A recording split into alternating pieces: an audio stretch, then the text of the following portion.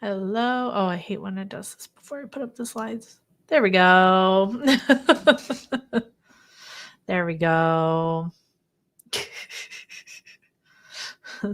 I almost was even later than this. I forgot that the streaming software I use, you have to press go live twice. Like you press it and then another little dialogue box comes up to press it. So I like just pressed it once, toggled over to make sure it was okay on YouTube. And I was like, why is it not connecting?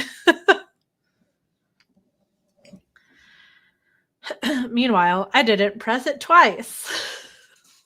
So I sat here for like a full 2 minutes, not live. Hello, hello. Hi, Bree. Hi, Des. And Annabelle, who was here super early.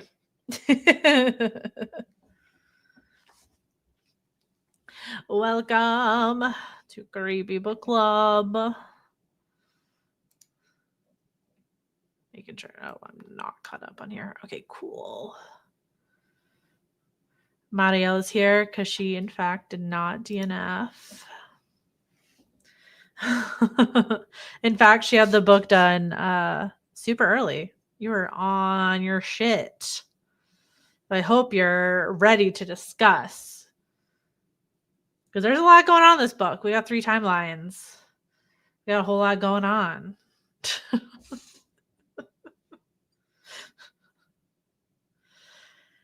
Had a whole lot going on. I'm excited to talk about it. Well, let me make sure this is off so I don't have to hear my phone go off. Okay. Hopefully you are all ready to talk about The Bewitching. Such a pretty cover by Silvia Moreno-Garcia.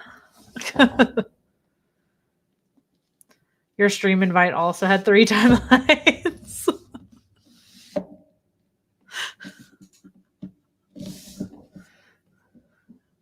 my stream invite.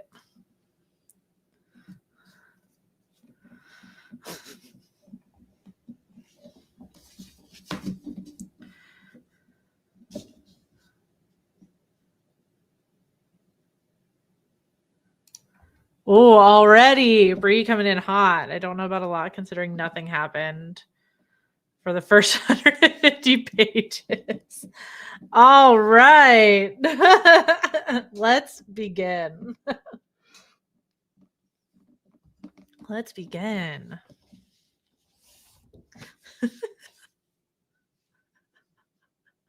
I've only read one other book by this author previously, Mexican Gothic,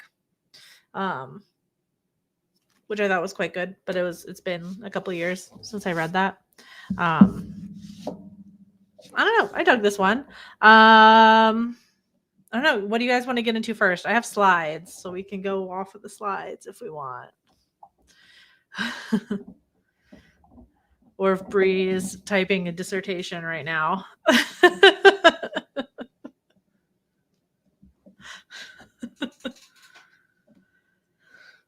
Which I also want to hear because you can't just like drop something like that. Come on, let us have it. slide me. Okay. Hold on. There's the numbers. Okay. They're not like in a particular order, I guess, but I don't know what we want to talk about first.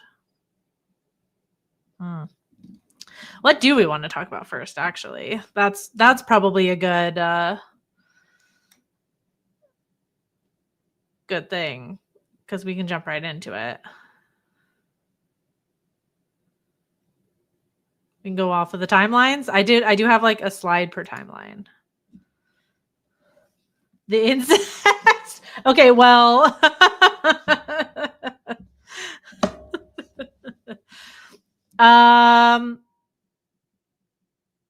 Okay, that's a different slide. The incest is a different slide. Since it's dealer's choice per Des. We'll go through each timeline because that'll have us talking about the entire book pretty much anyway. So we got 3 timelines going on in the Bewitching. But you asked, yeah. And then I asked, and then I got a bunch of sides, please. Slide me. Dealer's choice. And then you said the incest.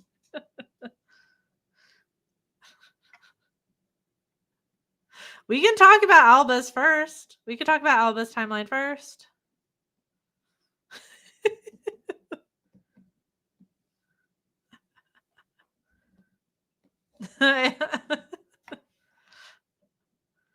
Let's talk about Minerva. Because I feel that she's like the main character, I suppose. And this is like the present of the book, not like the present, but in the book time, 1998. And she's the connecting factor between the other two timelines.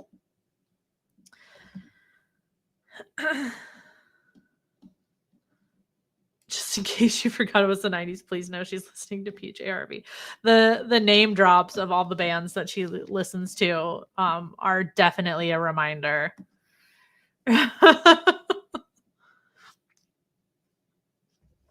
I felt that I needed a playlist for her. I needed one of those CDs that she was going to burn for Noah. Okay, well, Minerva's like the connecting factor anyway, because she's a descendant of Alba. And it's her thesis, right? Her thesis on Beatrice that gets her to... that gets us the third timeline here. So I did pull a few questions. I found some like discussion questions online. So I did pull a few of those and put them in the slide. Would love to hear. Yeah, I thought that question was interesting. That was from one of the things I found. Like, what does Noah Yates add to the story? The second question is my own. The second part of that question is my own. But Noah adds nothing to the story. Waste of space.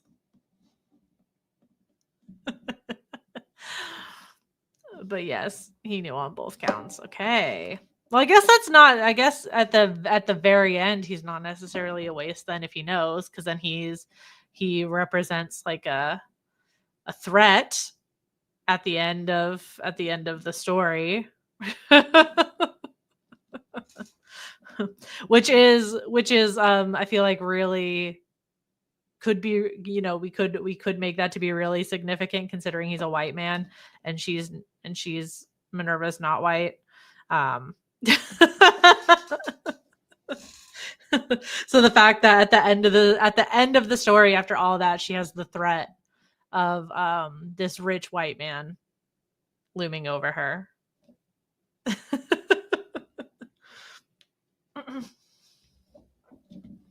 That's pretty freaking creepy. Alba was the most compelling for you. I thought it was just interesting how she pulls, because she's just meant to pull from both timelines, and that ends up being what helps her in the end, because it's her knowledge of what she knows from Alba, what she learns from diving into Beatrice's, and then I guess by proxy Ginny's story, that helps her, which is interesting. I like that at the very least, like how Minerva changes, like her interest in Beatrice and like in like her thesis and stuff like that hasn't changed. I feel like that happens in horror movies a lot, or that used to, especially like in the 90s and the aughts and stuff. Like the person that's into the spooky things or weird things like that at the end of the story is like cured and like learns from their takeaway from whatever happens to them is that they need to be more normal.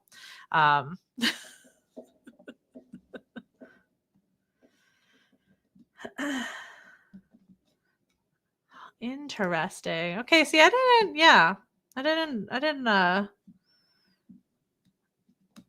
really, I saw it differently. So that's interesting. Doesn't do anything till the end. She bumbles around and trips over plot and explains it to us.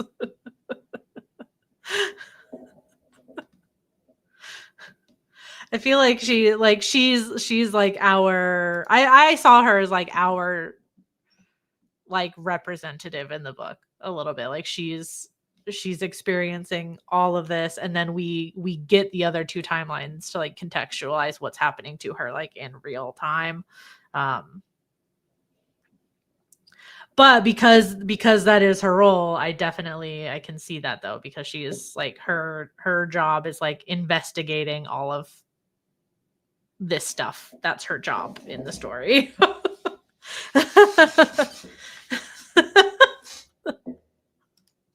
Read about this girl reading.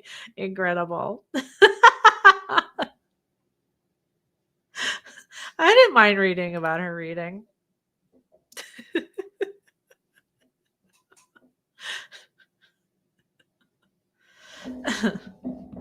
I guess it's partly her like job also to have these things like start happening to her, and then to see how she reacts to it, like based on what she should be finding out, you know, like she because she's interested in Beatrice as an author, and she's like struggling with her thesis, and so she starts getting into this story in her writings about her friend Ginny disappearing, but it takes her a while to like lock in when stuff starts happening to her. Which I thought it was a really interesting arc, because she has a background where like you think as a character she would be like, oh, I remember my grandma or great grandma, I can't remember, Alba telling me about this or speaking about stuff that's kind of similar. I feel like she doesn't like really lock that in until the end. She's very much not like, I don't want to say like a non-believer, but kind of a non-believer. Like she's into like the romanticness of the story of like this lesbian's like friend who she's kind of in love with disappearing. Great grandma, thank you. Disappearing just as a spooky story, but doesn't like realize the significance of it until it's almost too late. Wow, Brie is I love fired up Brie. I love fired up Brie. She bumbles around because why would anyone believe witchcraft is real? Yeah, see, I thought that was interesting because of like her fascination with this author, with horror stories, with New England, like as a, like she goes to this school because of that fascination, because of this author, and she still doesn't believe it, which is interesting. My great grandmother so was actually cool, told me about this told me about stuff.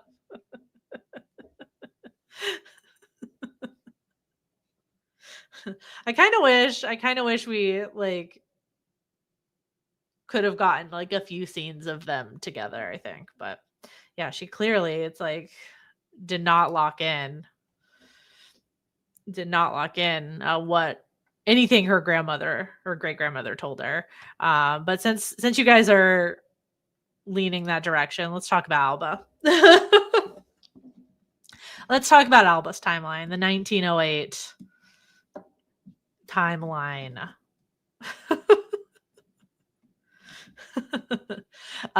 Question from the place I got the questions: what's the significance of the timing of Alba's story? We jump in for her definitely at like a tumultuous time. So her family is grieving her father's death and like thinking of selling the farm, or at least that's like a conflict within the family with like Alba's mother and her younger brother Tadeo. that's a conflict within the family. So they're already kind of at a, like, I would say like a weak time as a family. Like they're kind of fighting a little bit. There's conflict. There's like there's butting heads. And that's when Arturo, Alba's uncle, sweeps in and takes advantage of this, which I think really fits like the witch or warlock, I guess. They do mention warlock, which I do have slides for, which we can talk about in a little bit. It truly feels like he comes in like at the like perfect time to like prey on like the weakness that's kind of happening. I probably it's like my brain kept picturing Arturo as Steed from Our Flag Means Death. I don't think he was anywhere near that cool, unfortunately.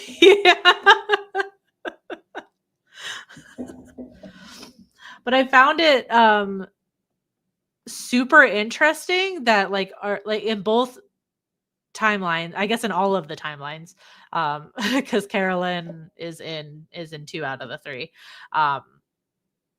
We have Arturo as like a witch or warlock or whatever in Alba's timeline, and then Carolyn in the other ones. Because I feel like they represent, I get like kind of similar things, but very different things. They're like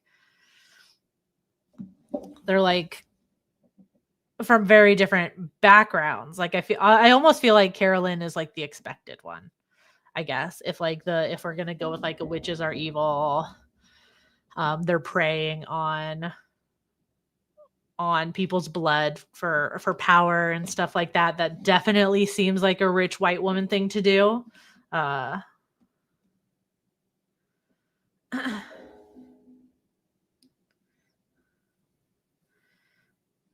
In fact, oh my dang, Bree's going in. In fact, Alba takes way too long to see what is obvious. Well, there is, and as unfortunate as this is in this story, Alba has some attraction toward Arturo. I'm avoiding saying her uncle because I'm gonna vomit. Trust me, I know that it's in there. But she also has some attraction toward him and affection toward him. So I feel like that is what keeps her from maybe seeing it right away. She's also young. She's only 19. So she's super young when this is happening. And being pulled in these 2 directions. Like she wants to, she romanticizes a man like Arturo, like the like his refinedness. He's not rough around the edges. There's like the whole thing about like his hands versus the other boy's hands. The other boy whose name is, I'm gonna see if I can find it really fast. Oh no, you guys know the other boy, his hands. So there's like so she's kind of being pulled in these directions. So it's like she does want approval from Arturo, who is very like, obviously is like, no, we're not going to listen to these superstitions, because if we follow the superstitions, it's going to lead you all right to me, who is doing the witchcraft.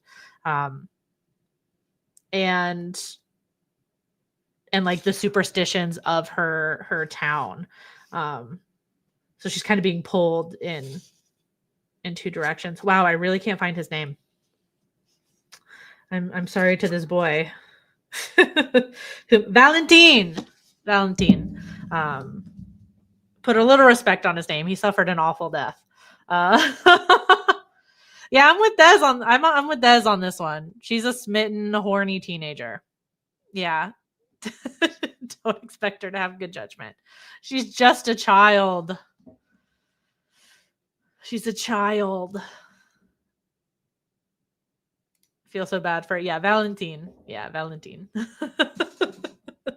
Yeah, we got to put a little respect on his name. He had a terrible death.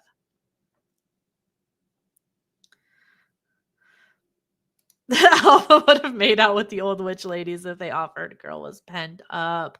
I think that just adds to Arturo's like predatory behavior though, because not only is he preying on her family, well, his family, his sister's family as a whole, like they're the fact that they're grieving, they've just lost like the man of the house. So the de facto man of the house now is this other child, this 18-year-old boy. They're having conflicts about whether maybe they should leave the farm and move to the city. So he's already preying on that. And then he's preying on Alba, who is a horny teenager.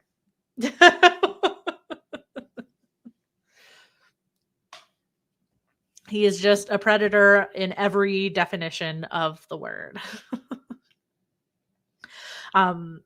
And I think that makes an interesting difference between him and Carolyn. Because Carolyn, like from when we know her in the book, has money. Like she has money from her parents and so on and so forth. And Arturo does have some money, but he's so greedy, so he's out to like prey on his entire family for their inheritance.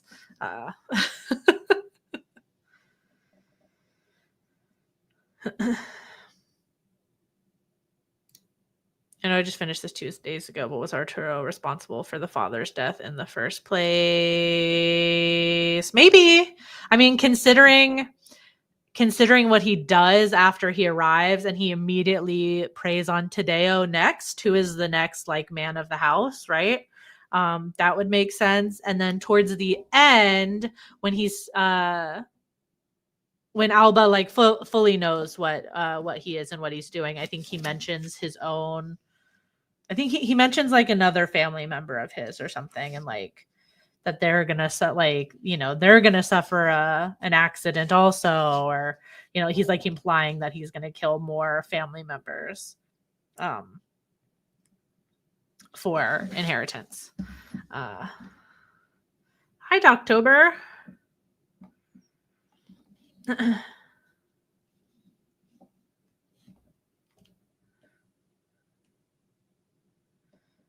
Yeah, so I don't know that it's confirmed though. I don't remember it being confirmed. I don't remember if anybody said like definitively like yes, that happened. But I feel like considering what he's doing, it's canon in my head that that's what happened.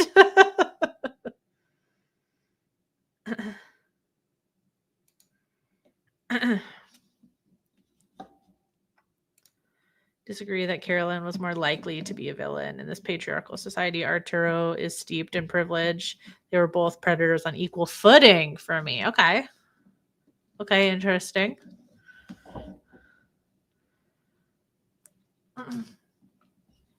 Interesting. I guess I don't know. I feel like I see a white woman and I'm like, that's a little more villainy to me. A little more villainy to me. But that makes sense though, considering them on equal footing, because they're because they're what's happening in the storylines is meant to kind of mirror each other.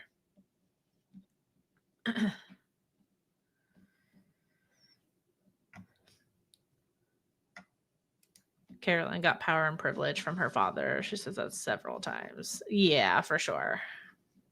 Well, and then like as Des just said, like being in a patriarchal society, like that's the only place she can get it. At least in the third timeline in the 30s, that's the only place you can get it for sure. For sure. Which Arturo does the same thing, no? Like he gets it from his family by like slightly different means. Like by killing them all off for like inheritance and things like that. So, but he also gets it from his family. He also does get it from his family. Still wanted to punch him in the throat, though. Still wanted to punch him in the throat. Upset that I had to read a lot of those scenes toward the end. Think you have to assess it in the cultural context. If Arturo were in the US, I would agree with your argument. Fair. Definitely fair.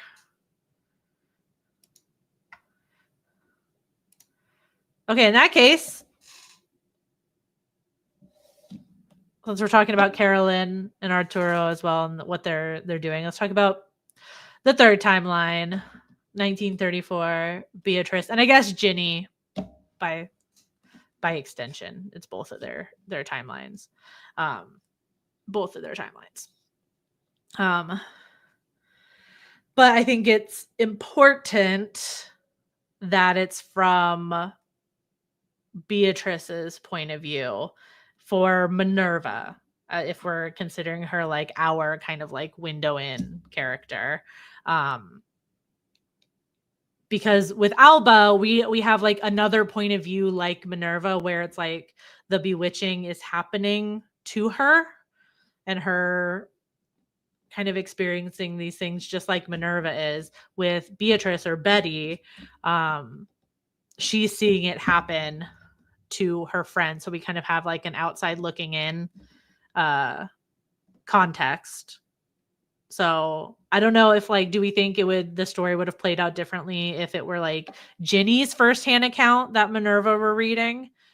And that would be like yet another firsthand account of like this kind of bewitching sort of thing that's happening. This like haunting sort of like wearing down of the mind that that it seems like these witches do, or warlocks, witches and warlocks, whatever.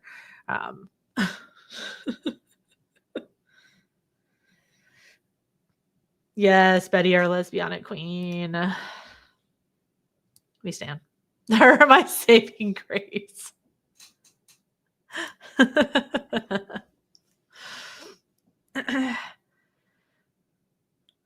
If it were Ginny's account, there would be no mystery.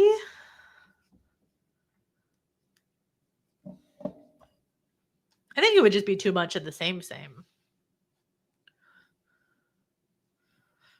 A little too much of the same. Although Minerva kind of provides like a halfway point in some respects, I feel like, because her friendship with Hideo, like she seems weirdly self-aware of maybe not everything, but Minerva at least feels a little self-aware of like how her behavior seems or like looks to other people. Especially her friends like Hideo. And I don't know, maybe it's because she's reading Betty's point of view, so she's able to at least like see that a little bit. I thought that was kind of interesting.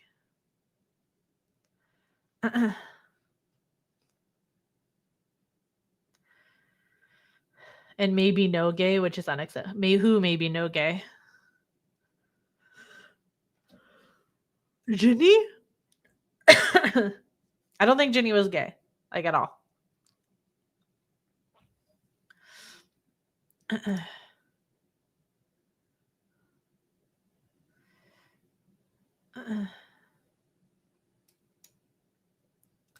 Love Hideo, but once again, the gay best friend trope.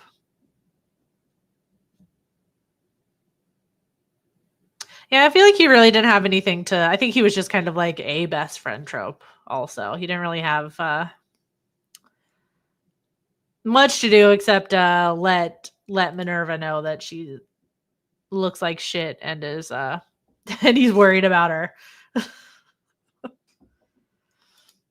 Ginny's would be more emotional as it was written while it happened. Betty's account is reflecting back and is more objective. True. Yeah, it is true. And it is written in what Minerva is reading is what Betty wrote in hindsight. So it might even have read completely differently if it was something that she was writing as it was happening, but there's so many times that she mentions in her writing, like what Minerva is reading, that like like that she knows that soon it's going to be the last time she sees Ginny because she's writing it in retrospect. True, but I was really scared when Carolyn threatened to hurt him. Yeah, he was kind of just there to like be like, "Girl, are you okay?" And then to have something for Carolyn to threaten.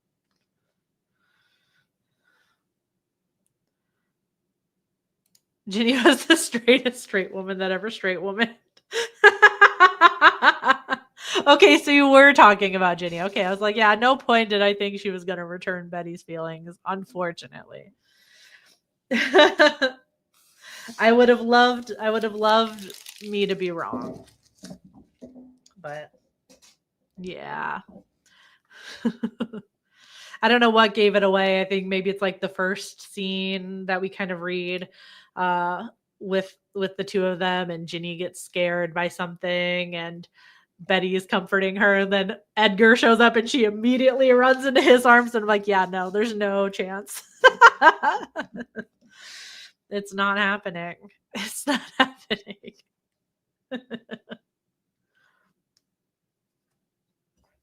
It's not happening.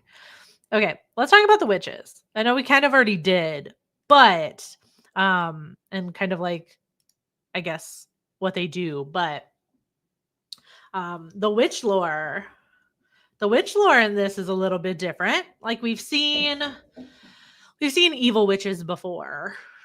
That's not necessarily new. That's, that's a thing. I feel like the most interesting aspect to these witches is that they drink blood. They drink the blood of their victims and eat their hearts to consume power, to get power. I don't think they get their victims' powers specifically. But people with maybe like heightened abilities or heightened senses or something are clearly more useful to them. I'm not doing that. They are a little vampiric, though, for sure. I thought that was interesting, like how vampiric they are. Like they, especially Carolyn, I think, like towards the end,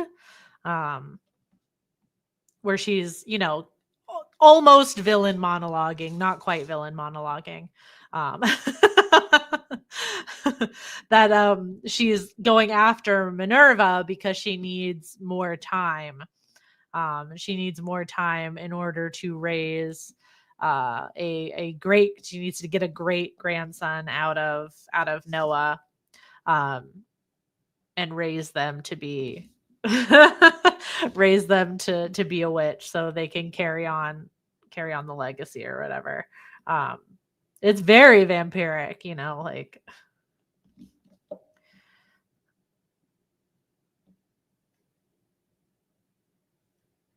yeah, American witches definitely don't do that. Appreciate to tell you this, but Mexico's indeed in America.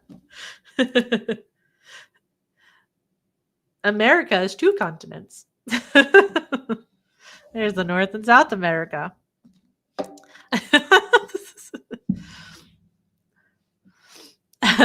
That's why I put in here how they differ from New England folklore. It's more a regional difference than like a Western versus Eastern, because it's all Western. I just thought that was interesting, and I did put I think no, Bree.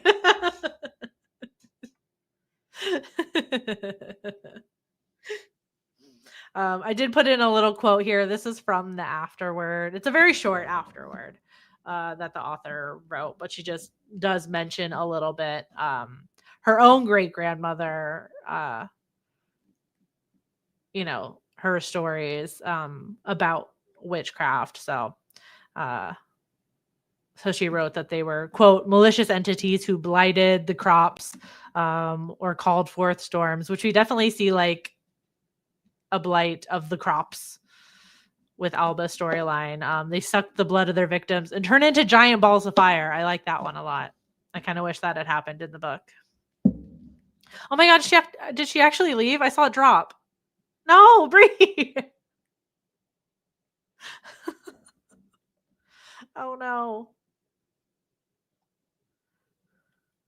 Oh no. Let's not forget they weren't the only witches. There are more benign witches in Alba's village. That is true. Yes. Yeah. And she does mention that also, that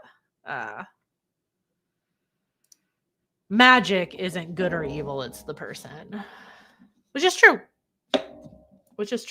I don't know. She said that and then I saw it draw. I saw the number drop. I saw the number drop.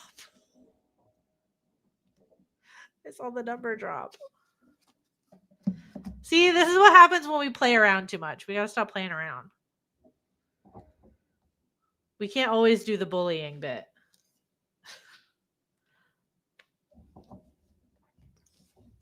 And I was yes-anding the bit, so it's my fault also. Oh no.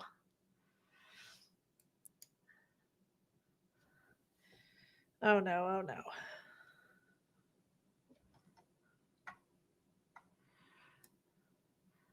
Oh boy. Okay. Well, maybe she'll come back. It'll be fine. It'll be okay.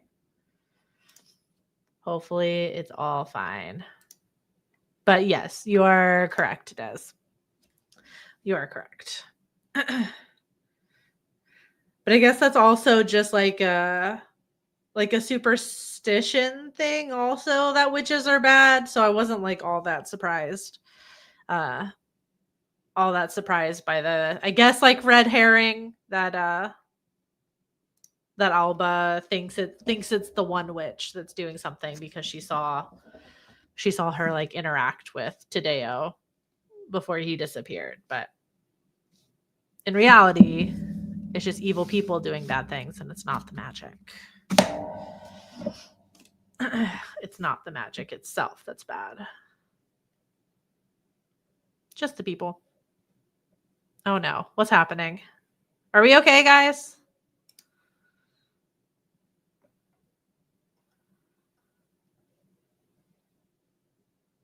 Okay, I saw it drop to one person. So did I fuck up?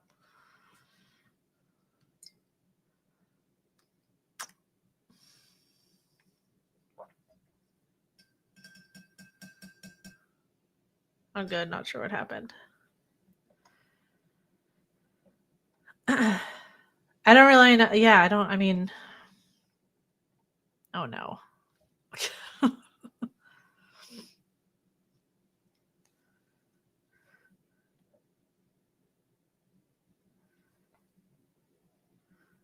No, you're good. You're good. I don't. It's hard to tell when we're typing also. It's hard to tell.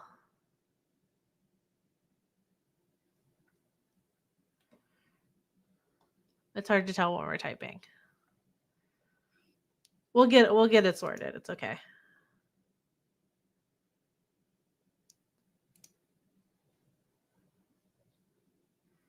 We'll get it sorted. I think we sometimes maybe take the goofing on each other bit a little too far. And that's a we, not a Mattiel. It's okay. It's all good. It's all good. It's all good. It's all good. Well, do we want to keep talking about the book? Yeah, fair, Vicky. Yeah, it's hard to tell over text sometimes too what's going on.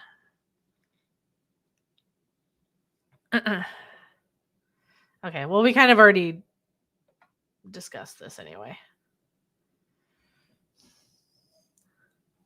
A little bit anyway. But do we want to keep talking about the book, or has the discussion died?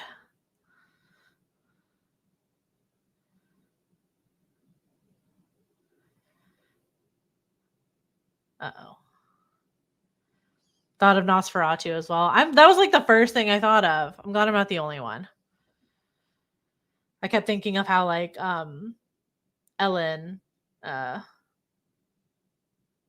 in Nosferatu has to like oh my god, what's the word I'm looking for?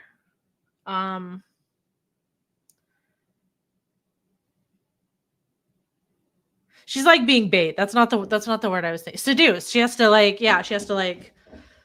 be like, hey, here I am.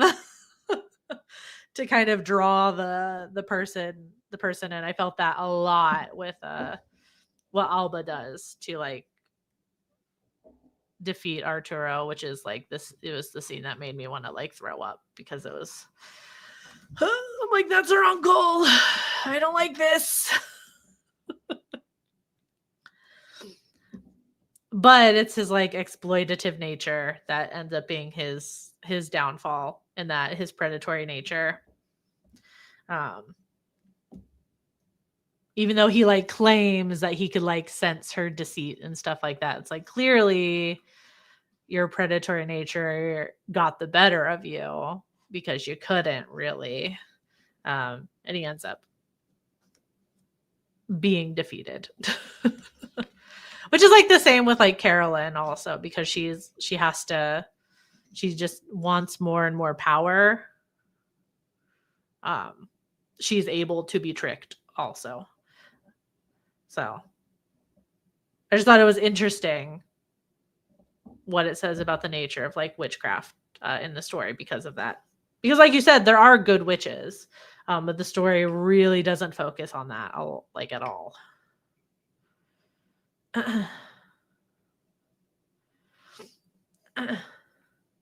Although I guess like what Ginny and Minerva and Alba even end up doing is also kind of witchcraft. So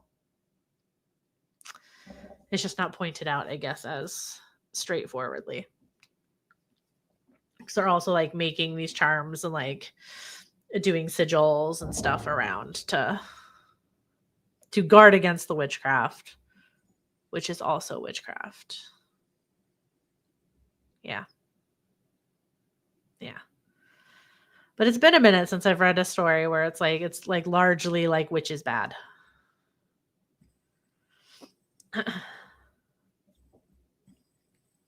Which this one definitely felt like. Yeah. Alrighty. Alrighty. If you're the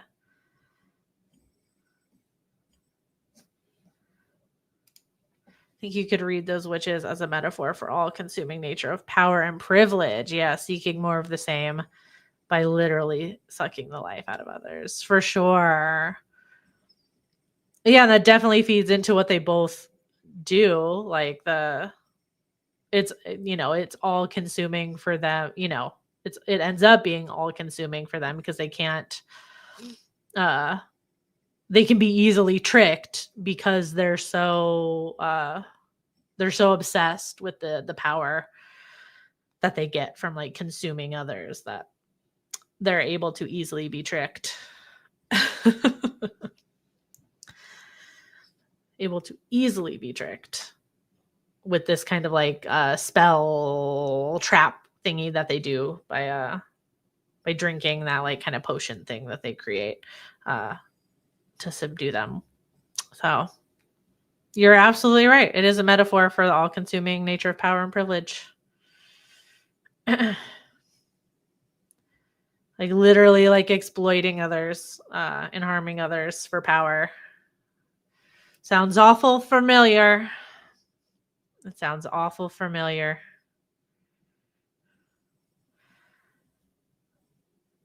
That's true. Well, that's all the slides I had. So is there anything we didn't touch on?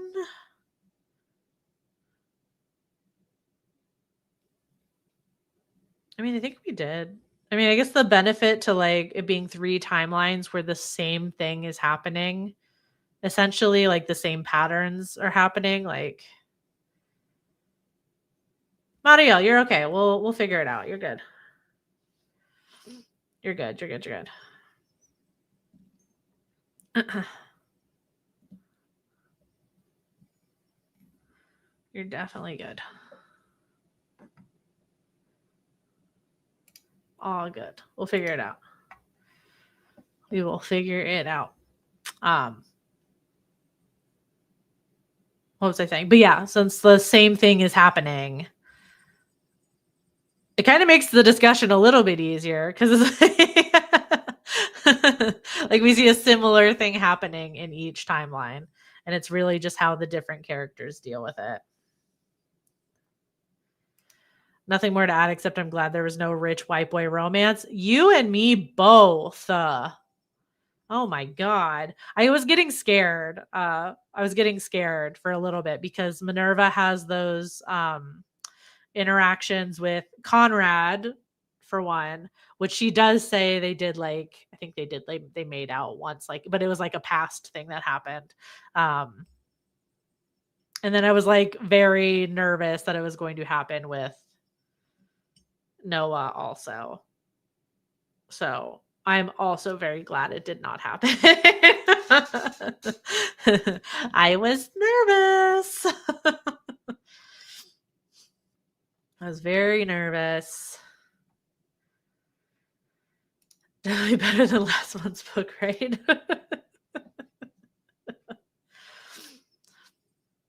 Yeah, they were both weirdly similar in that it's about power and privilege for sure. They approach them in vastly different ways. Vastly different ways.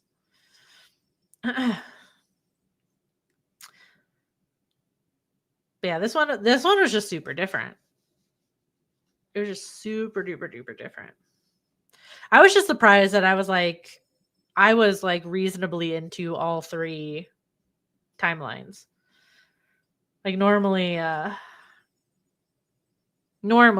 when there's like this many like characters and split things, I feel like there's always bound to be like one where you're like, okay, I just want to get through this one and get back to the other characters. But I was like reasonably into all of them. Oh no, and don't get me started on this month. I just started it, but damn. Oh no. I'm still waiting on mine to come in. I'm hoping it's in before I leave for Texas, so that can be my trip book.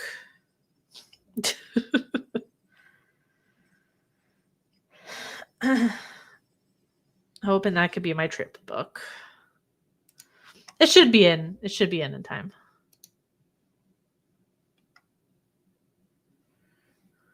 Hopefully. That's what I'm hoping.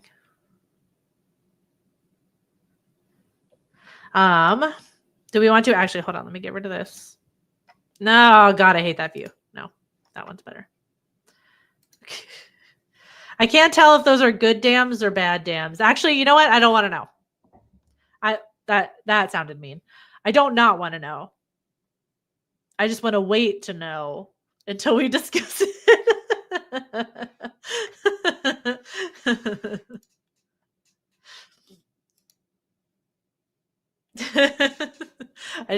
I want to wait to know what your dams mean until we discuss it.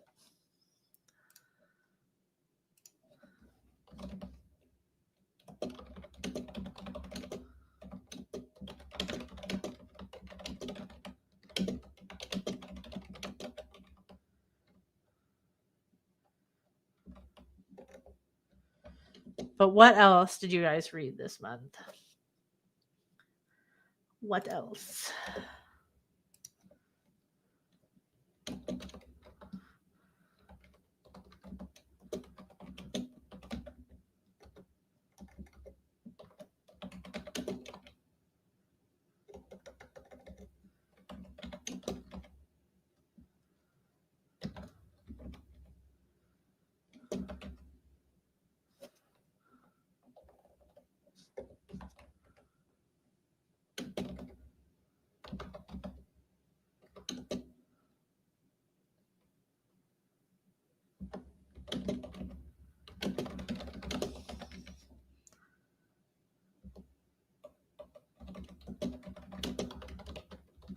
Eat the ones you... Oh, Victorian Psycho. They're making a movie out of that, aren't they?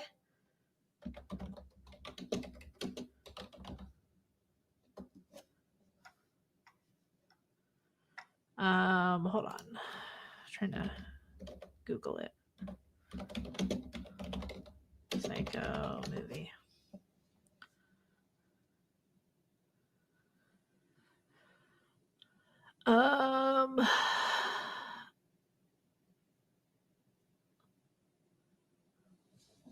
Yeah, supposed to be coming out in 2026.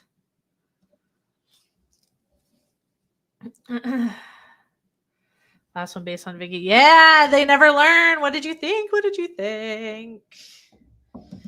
What did you think? How was that for a good for her story with a happy ending? I was so gagged the whole time. I'm like, ugh. Like I'm loving this, but this is never gonna end well.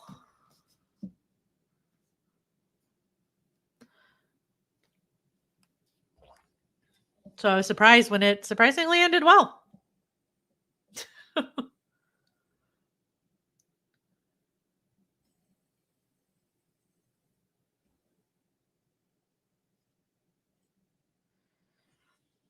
Kindred, spectacular and painful. Kindred's a really tough read. Really tough read. Really liked it. Yay! The roommate was a jerk, and I was so surprised by the happy ending. Yeah. I was also so gagged with the... I don't want to say it in case Mario ever goes to read it or somebody's watching this back, but the reveal about the two POVs happens like halfway through. I don't know why, but sometimes I just don't pick up on it before it happens. Where like I'm maybe because I was just like too focused on what was happening in each one that I was not expecting it. And I was pleasantly surprised. I'm like, oh, this makes the story a lot more interesting, actually. I thought. I was like, okay. So now we got kind of like an origin story. Yeah. Which they also made a show. They make a show out of Kindred? I know they made that one movie that was eerily similar, but it wasn't like a going back and forth in time. That one with like Janelle Monáe. I can't remember what that one was called, but oh, they did make a movie. Okay, I couldn't remember if it was a show or not.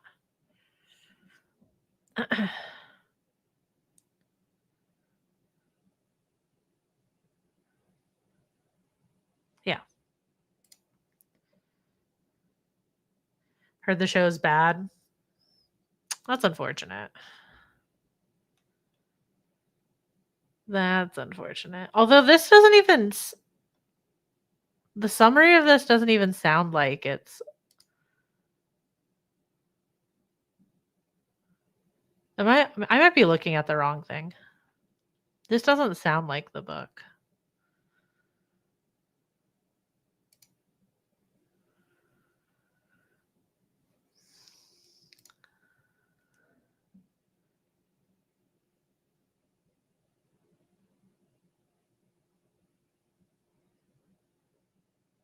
No, this is different. This is not...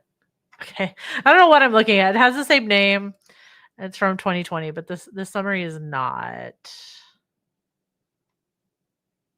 That's not Kindred. Yeah, I can't remember what the name of the movie was though. But it was like it weirdly like felt like it could have been until the twist happened, and then you realize like it's not going back and forth in time. They're just in the present.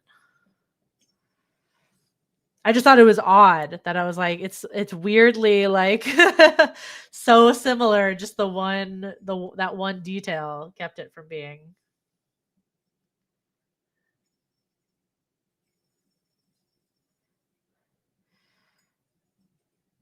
kept it from being. It was very interesting. Yeah. Yeah.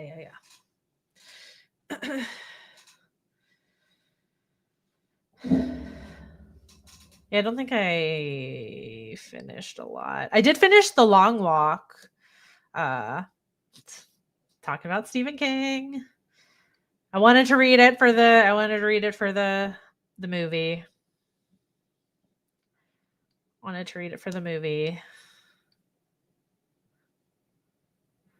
It was definitely not bad. It's not the worst one I've read.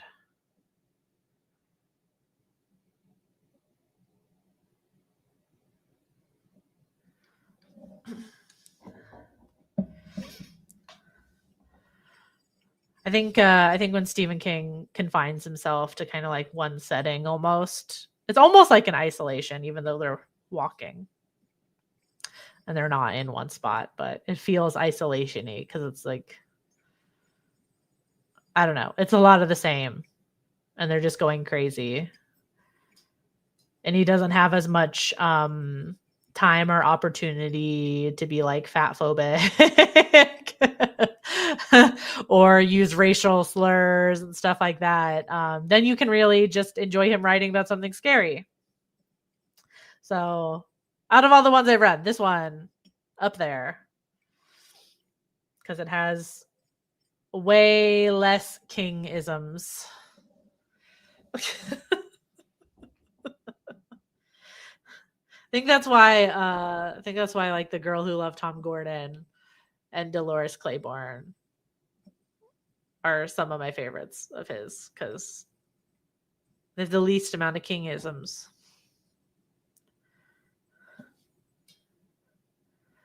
Least amount.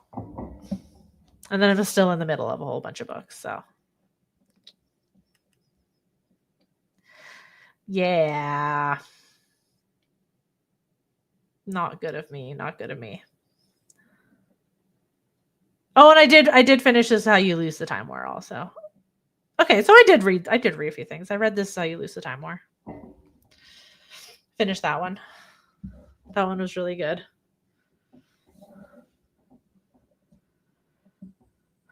No idea what I was expecting going into that one. I just knew it was gay, so. But sometimes that's all you need. Sometimes that is all you need.